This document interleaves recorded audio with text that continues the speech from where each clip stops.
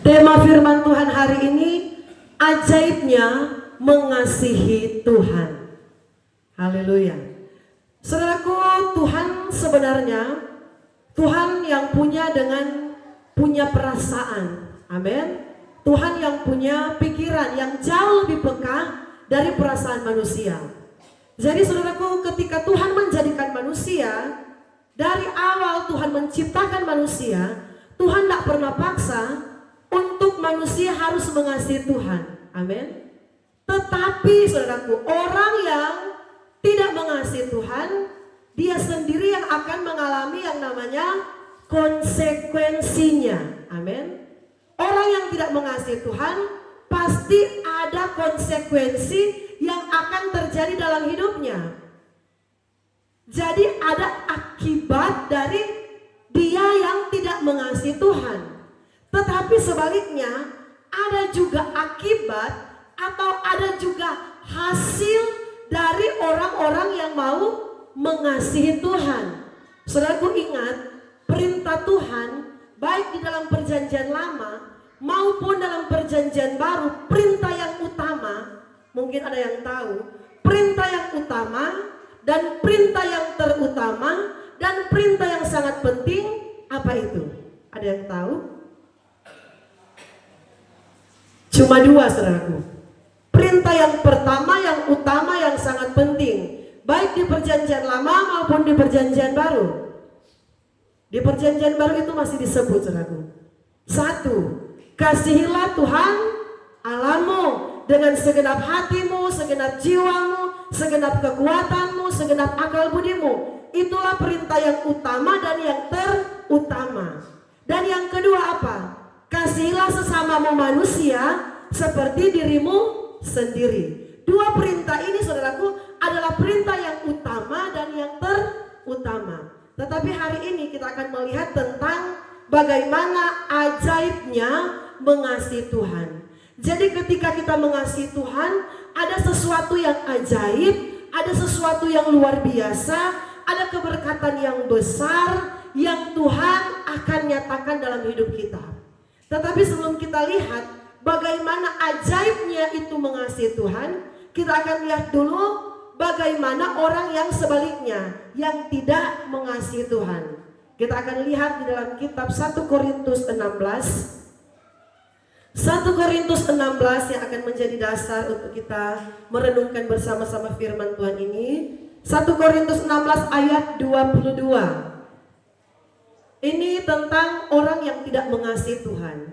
Nanti sebentar kita akan melihat ajaibnya mengasihi Tuhan. Jadi orang yang mengasihi Tuhan, apa keajaiban Tuhan yang akan terjadi? Saya undang kita untuk bangkit berdiri. Kita baca bersama-sama ayat ini. Ayat ini cuma pendek sekali, saudaraku. 1 Korintus 16 ayat 22. Saya hitung dalam hitungan yang ketiga, kita baca bersama-sama ayat ini.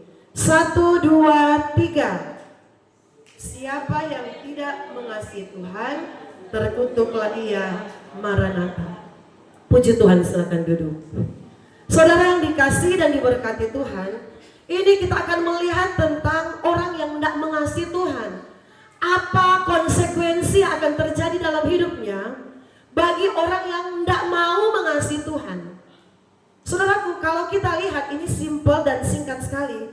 Siapa yang tidak mengasihi Tuhan, terkutuklah ia. Maranatha. Jadi Alkitab bilang, yang enggak mengasihi Tuhan, yang tidak mengasihi Tuhan, firman berkata, terkutuklah ia. Saudaraku, dalam bahasa asli, Alkitab kita ini Alkitab terjemahan bahasa Indonesia. Tetapi saudaraku, terjemahan bahasa Indonesia itu pengertiannya, penguraiannya itu masih sangat sempit dari pengertian yang asli, yang sebenarnya. Jadi Alkitab bahasa Indonesia yang kita pegang ini, itu bahasa aslinya, saudaraku, ditulis dalam bahasa Yunani dan bahasa Ibrani. Saudaraku, kata terkutuk di dalam bahasa Yunani itu disebut anathema. Di dalam bahasa Ibrani kata terkutuk itu disebut dengan sebutan kerem, K-H-R-E-M, yang artinya apa, saudaraku? Arti bahasa Ibrani terkutuk kerem dan bahasa Yunani anatema itu artinya adalah sesuatu yang akan ditempatkan untuk kehancuran. Saudara, kalau bahasa Indonesia, kalau kita cuma baca terkutuk, kita nggak akan terlalu mengerti terkutuknya yang model bagaimana. Tetapi kalau kita belajar bahasa asli, Alkitab yang kita pegang itu yang ditulis dalam bahasa Indonesia, ada bahasa aslinya yang ditulis dalam bahasa Yunani dan Ibrani. Dan ketika kita pelajari dan perhatikan, oh ternyata kata terkutuk dalam bahasa Yunani dan Ibrani artinya apa? Sesuatu yang ditempatkan untuk kehancuran, itu arti yang pertama. Jadi saudara bisa bayangkan, orang yang tidak mengasihi Tuhan, konsekuensinya itu fatal sekali, saudaraku. Akibatnya itu fatal sekali, artinya akan ditempatkan untuk mengalami kehancuran. Jadi hati-hati kalau kita tidak mengasihi Tuhan, amin. Orang yang tidak mengasihi Tuhan terkutuk, artinya sesuatu yang akan ditempatkan untuk kehancuran. Banyak kali saudara perhatikan, orang yang tidak pedulikan ibadah, orang yang tidak suka mengasihi Tuhan, tidak suka berdoa, tidak mau dekat dengan Tuhan, tidak mau hidup dalam pertobatan, berarti tidak mengasihi Tuhan. Banyak kali saudaraku usaha mereka lama-lama drop. Karena apa? Karena memang itu sudah alkitabiah, saudaraku. Sesuatu yang akan ditempatkan untuk kehancuran. Kadangkala saudaraku pekerjaan mereka lama-lamanya bukan semakin naik menjadi kepala, bukan ekor, tetapi Tuhan turunkan serendah-rendahnya. Karena itu memang arti dari kata terkutuk bagi orang-orang yang tidak mengasihi Tuhan. Jadi saudaraku, jangan sampai kita tidak mengasihi Tuhan. Sesuatu yang ditempatkan untuk kehancuran, itu arti dalam bahasa aslinya, bahasa Ibrani kerem, kata terkutuk. Ayat pokok tadi, siapa yang tidak mengasihi Tuhan, terkutuklah ia. Maranatha. Saudaraku, kata Maranatha paling terus tahu semua ya. Maranatha, Tuhan datang, bangunlah segera, siapkan dirimu, Tuhan mau datanglah. Maranatha berarti sampai Tuhan datang. Kalau orang Kristen nggak mau berubah, orang Kristen tidak mau diubahkan Tuhan, orang Kristen tidak mau mengasihi Tuhan, sampai Tuhan datang, hidupnya akan mengalami yang namanya terkutuk, saudaraku. Jadi kehancuran demi kehancuran, kegagalan demi kegagalan akan dialami oleh orang yang tidak mengasihi Tuhan. Saudaraku, mari kita belajar mengasihi Tuhan. Belajar mengasihi Tuhan sebenarnya tidak susah. Kita usahakan, kita belajar mengutamakan Tuhan. Kita ada di gereja hari ini, itu tanda kita mengasihi Tuhan. Amin. Kita datang beribadah hari ini, itu ciri-ciri kita sementara belajar mengasihi Tuhan. Karena kalau kita tidak mengasihi Tuhan, pasti kita tidak mau ada di rumah Tuhan. Amin. Kalau kita tidak mengasihi Tuhan, berarti kita tidak mau memberikan perhatian untuk Tuhan. Contoh seperti ini, ketika seorang istri, dia benar-benar menyayangi suaminya, seorang istri dia benar-benar mencintai suaminya, mencintai, mengasihi suaminya. Ketika suaminya dalam keadaan sakit, saudaraku, pasti saudaraku dia akan berusaha untuk memberikan perhatian yang terbaik bagi suaminya. Walaupun tengah malam, kalau suaminya dalam keadaan sakit, biar dia mengantuk, biar istri itu lagi capek, lelah sekali, tetapi dia akan berusaha bangun tengah malam. Lihat suami saya mau lihat dulu dia bagaimana keadaannya, masih panas kah tidak, misalnya sakit panas. Bagaimana dia masih menggigil kah tidak, kalau malaria harus dicek. Istri memberikan perhatian yang intens, amin. Memberikan perhatian yang memang fokus, benar-benar memperhatikan suaminya. Karena apa? Dia sayang sama suaminya. Pagi-pagi dia sudah siapkan, Pak maunya minum apa? Teh atau kopi? Mau minum apa? Mau makan sarapan apa? Dia akan berusaha menyiapkan yang terbaik buat suaminya. Karena apa? Istri itu dia mengasihi suaminya. Istri itu dia sayang sama suaminya. Dia memberikan perhatian khusus. Banyak waktu dia korbankan untuk suaminya. Karena apa? Karena mengasihi suaminya. Saudaraku, begitu juga kita kalau kita mengasihi Tuhan. Ada banyak waktu yang akan kita berikan untuk Tuhan. Kita akan datang mencari Tuhan. kita akan datang menyenangkan hati Tuhan. Orang yang mengasihi Tuhan itu terlihat dari hidupnya, terlihat dari perbuatannya, terlihat dari apa yang dia lakukan untuk Tuhan, terlihat dari tindakannya, saudaraku. Kalau tindakan kita menggambarkan kita mengasihi Tuhan, kita setia sama Tuhan, mengandalkan Tuhan, pasti kita mengasihi Tuhan. Dari tindakan kita akan tercermin apakah kita sungguh mengasihi Tuhan atau kita tidak mengasihi Tuhan. Saudaraku, memang Tuhan, saya bilang di awal tadi, Tuhan tidak pernah paksa. Kamu harus mengasihi aku. Enggak, Tuhan tidak suruh. Tuhan tidak paksa. Karena Tuhan mau ketika orang Kristen mengasihi Dia harus dengan ketulusan hati. Orang Kristen mengasihi Tuhan bukan karena dipaksa-paksa, saudaraku. Apalagi saudaraku, orang Kristen atau semua manusia diciptakan Tuhan itu ada yang namanya free will, kehendak bebas. Kita diberikan perasaan, kita diberikan pikiran, kita diberikan kehendak oleh Tuhan. Jadi kita ini bukan seperti robot AI yang sudah terkonsep dengan sistem, saudaraku, yang diatur, yang bisa dikendalikan. Bukan robot, saudaraku. Sebab itu Tuhan mau kita mengasihi Dia karena kita tulus. Amin, saudaraku. Kita mengasihi Tuhan, kita berkorban, kita setia, kita melihat pekerjaan Tuhan karena benar-benar kita tulus dari kehendak kita sendiri, dari kemauan kita sendiri. Itu yang Tuhan mau, saudaraku. Mari kita belajar untuk mengasihi Tuhan dengan tulus. Tuhan mau, saudaraku, dari kehendak kita, dari tindakan kita, dari keinginan kita yang ada usaha untuk belajar mengasihi Tuhan. Saudaraku, kami di hari-hari ini, saya berdoa sama Tuhan waktu doa puasa minggu lalu. Kemarin setiap hari Sabtu kami doa puasa di gereja. Puji Tuhan, kemarin habis kami doa puasa, Bapak Gembala bilang, yang ingat tahun lalu orang bulan Februari itu bikin doa keliling. Jadi selesai kami doa puasa, sudah makan, kami keliling, doa keliling. Karena memang waktu kami beli mobil yang merah ini, saudaraku, kami bernasar dengan Tuhan. Tuhan, kalau Tuhan bukakan kami jalan, Tuhan campur tangan, Tuhan tolong, Tuhan kirimkan kami orang untuk membantu kami beli mobil yang warna merah ini. Kami mau pakai untuk terlibat doa keliling. Jadi saudaraku, kami selesai doa puasa, kami doa keliling ke arah Hall Tekan, Koya Barat, Koya Kosong, kami putar. Jadi ada titik-titik tertentu kami berhenti di dalam mobil karena ini kacanya gelap, tidak dapat dilihat oleh orang di luar. Ada gitar, ada rebana, kami dengan Yabes yang nomor 5. Jadi saudaraku, kami berdoa di pinggir jalan. Ada titik-titik tertentu yang kami naikkan doa, saudaraku, untuk keselamatan. Karena firman berkata, berdoalah di mana kota di mana engkau ada, karena kesejahteraan kota adalah kesejahteraan kamu. Jadi saudaraku, ini ayat yang menjadi kekuatan kami melakukan doa keliling. Jadi kami keliling, kami masuk di perumahan, ada perumahan-perumahan yang besar, kami berdoa untuk keselamatan jiwa-jiwa di sana. Dan untuk 2 minggu lalu, saudaraku, ketika kami dalam doa puasa, saya bilang begini dalam doa, Tuhan, sampaikanlah apa isi hatimu kepada kami. Tuhan berbicara, Tuhan. Saya rindu mendengarkan ada sesuatu suara yang terdengar di hati saya, yang itu adalah keinginan Tuhan. Sudah, selesai kami doa puasa, ada sesuatu yang tiba-tiba terpikir dalam pikiran saya.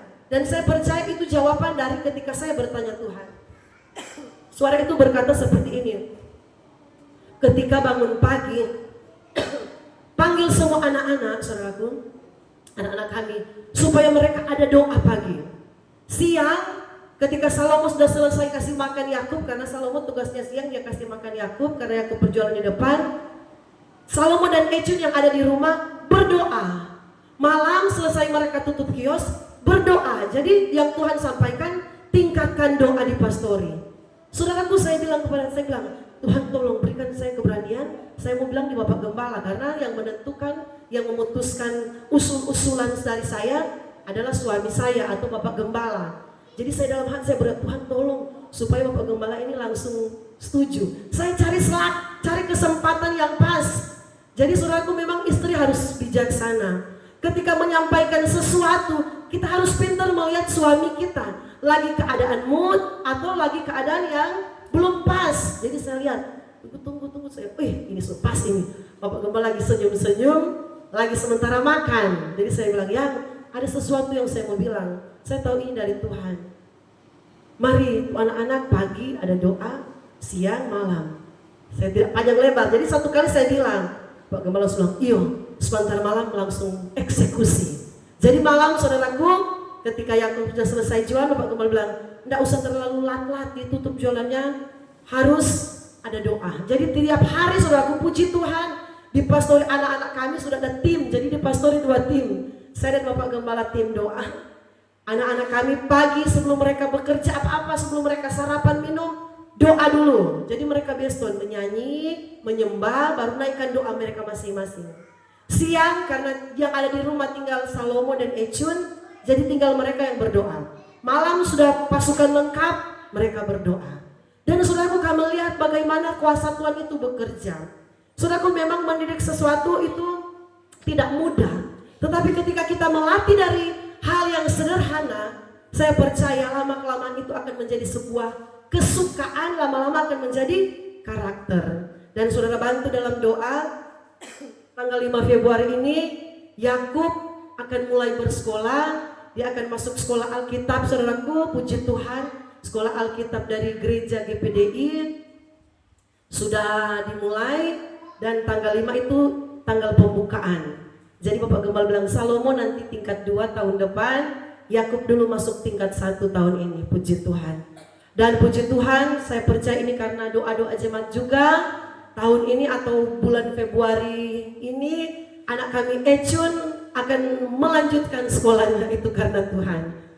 Jadi mereka memang sempat terhenti pendidikan mereka, dan puji Tuhan Echun akan lanjutkan kelas 6 untuk selesai dan mengikuti ujian. Dan kalau Tuhan berkehendak, di tahun pertengahan ini dia sudah akan masuk di SMP. Itu karena kemurahan Tuhan. Memang kami doakan Tuhan tolong supaya pendidikan anak-anak kami Tuhan buka jalan. Dan boleh Tuhan buka jalan. Saudara yang dikasihi oleh Tuhan, mari kita untuk hidup mengasihi Tuhan. Karena kalau kita belajar dari firman Tuhan, orang yang tidak mengasihi Tuhan, di ayat 22 ini ayatnya tidak terlalu panjang, cuma pendek, tetapi arti dari kata terkutuk itu saudaraku sangat banyak pengertiannya. Arti yang pertama tadi dalam bahasa Ibrani kerem, yaitu sesuatu yang ditempatkan untuk kehancuran. Dan arti yang berikut saudaraku, sesuatu yang harus disingkirkan. Saudaraku, kalau kita tidak mengasihi Tuhan, arti bahasa aslinya memiliki satu penguraian atau penjelasan. Yang pertama, sesuatu yang akan dihancurkan, untuk dihancurkan, dan sesuatu yang akan disingkirkan. Ada banyak orang Kristen, awalnya kehidupannya itu sudah naik, dia dipromosi saudaraku, mendapatkan satu tempat jabatan yang baik. Tetapi ketika dia mulai jauh dari Tuhan, ketika dia mulai tidak setia kepada Tuhan, dia disingkirkan dari promosi yang Tuhan berikan. Contohnya apa saudaraku? Raja Saul. Raja Saul saudaraku, ketika dia sudah mulai menjauh dari Tuhan, dia sudah mulai tidak setia kepada Tuhan, dia sudah mulai memberontak, melawan dengan Tuhan. Apa yang terjadi? Tahta raja itu berpindah. Amin. Tahta raja itu akhirnya tersingkir dari kehidupan dia, saudaraku. Yang sebenarnya dia masih Tuhan akan berikan waktu yang panjang. Tuhan akan tambah lagi waktu, tahun-tahun untuk dia memimpin sebagai raja. Tuhan pindahkan. Saudaraku, jangan sampai apa yang kita capai selama ini berpindah kepada orang lain. Karena apa? Karena kita mulai tidak mengasihi Tuhan.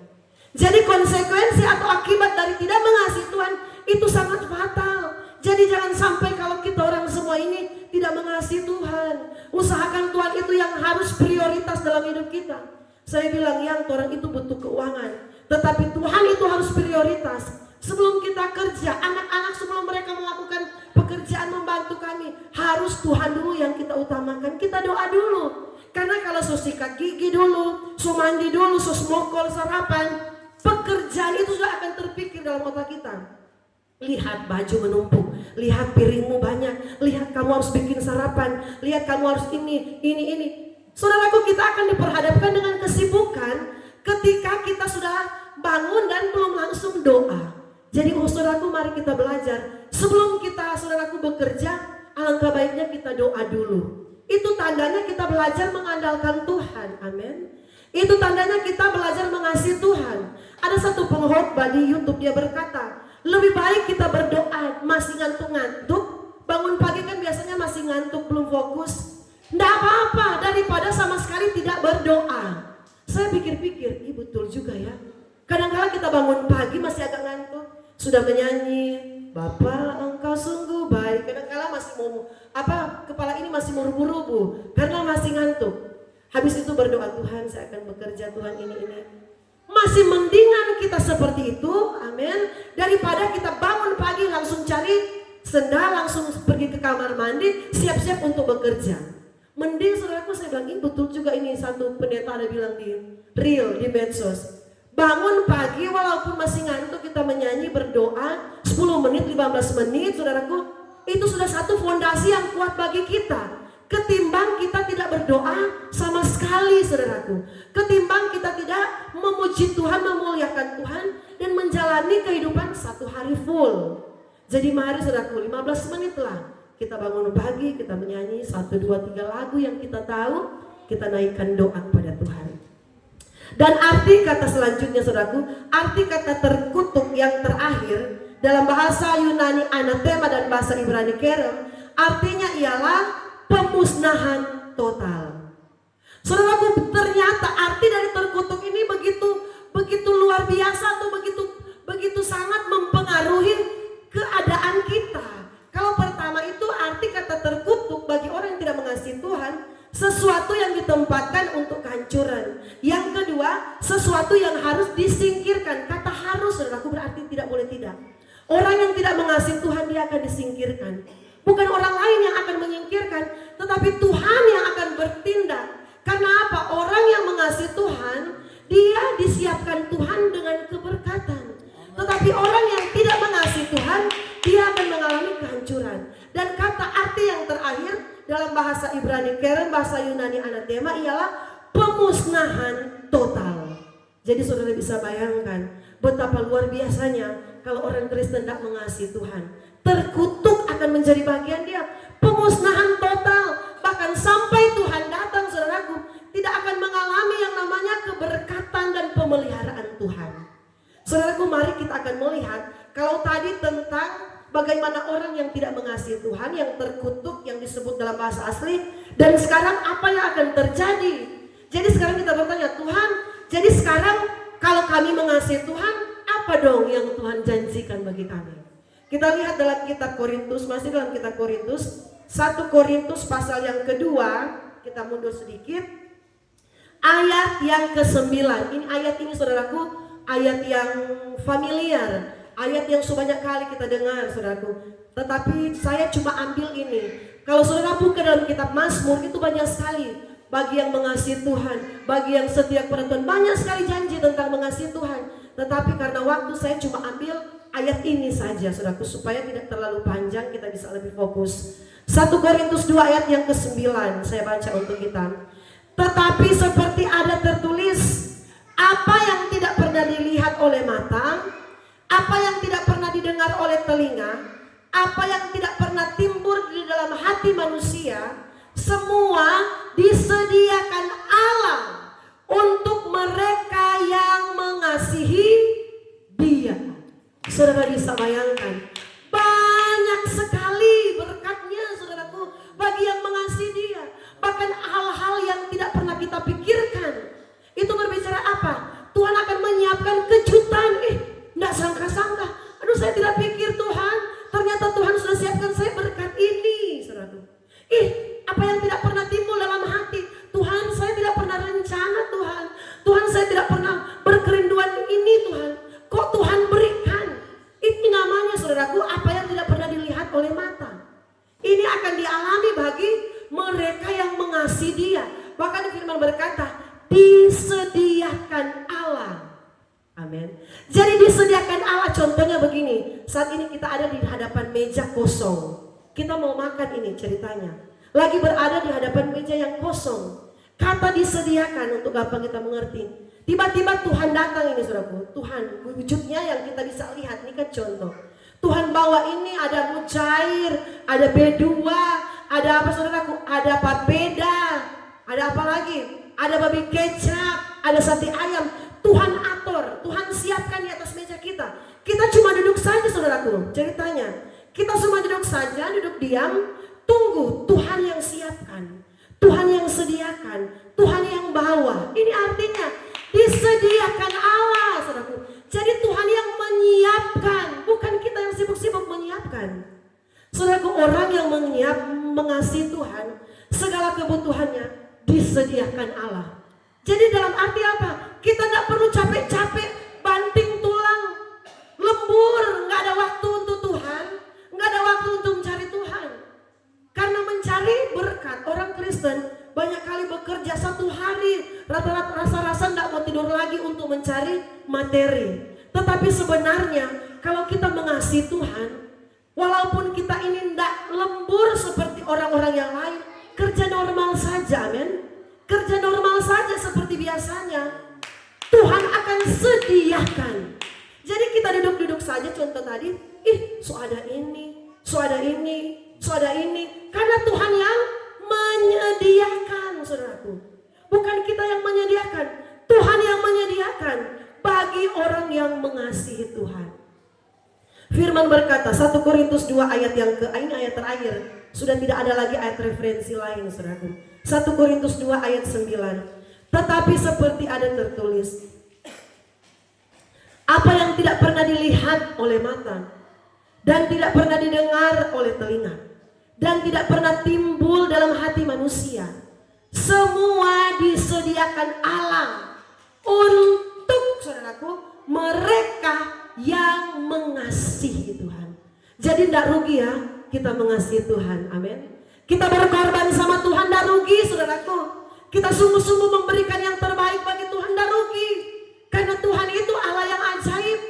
Kita tabur 1, kita bisa menuai 100. Karena firman berkata, ada 30 kali ganda, 30 kali lipat, ada 60 kali lipat, ada 100 kali lipat, saudaraku. Jadi ini sistemnya Tuhan. Kita mengasihi Tuhan dengan perbuatan kita, dengan tindakan kita, dengan hidup kita, dengan apa saja yang kita bisa buat untuk Tuhan. Semuanya diperhatikan Tuhan. Firman ini saudaraku sudah jelas. Apa yang tidak pernah kita lihat, apa yang tidak pernah kita pikirkan, apa yang tidak pernah timbul di dalam hati kita, itu disediakan Allah untuk mereka yang mengasihi Tuhan. Jadi saudaraku, ini pengecualikannya. Tuhan bilang cuma untuk mereka yang mengasihi Tuhan. Mari kita mengasihi Tuhan dengan sungguh-sungguh, amin. Mari kita setia dengan Tuhan. Apa yang bisa saya buat untuk Tuhan, saya mau buat untuk Tuhan. Tidak rugi saudaraku, kita ada di rumah Tuhan tidak rugi. Kita melayani Tuhan tidak rugi. Malahan kita memperoleh keberkatan. Bahkan saudaraku, bukan hanya berkat di dunia ini, tetapi berkat kekekalan. Berkat di dunia ini cuma sementara. Kita bisa ada mobil yang baik, ada rumah yang bagus. Itu cuma sementara di bumi ini. Tuhan berikan juga bagi orang yang mengasihi Dia. Tetapi berkat yang abadi, yang kekal, saudaraku, ialah kerajaan surga yang indah untuk selama-lamanya. Kita ada di dunia, saudaraku, kadang-kala ada yang cuma 50 tahun sudah dipanggil Tuhan. Cuma 60 tahun, cuma 30 tahun sudah tidak ada di bumi ini. Tetapi kekekalan itu abadi, tidak ada batasan waktu. Dan itu disediakan Tuhan juga bagi orang-orang yang mengasihi Tuhan. Puji nama Tuhan, saya tibakan firman di sini. Saya serahkan kepada Bapak Gembala.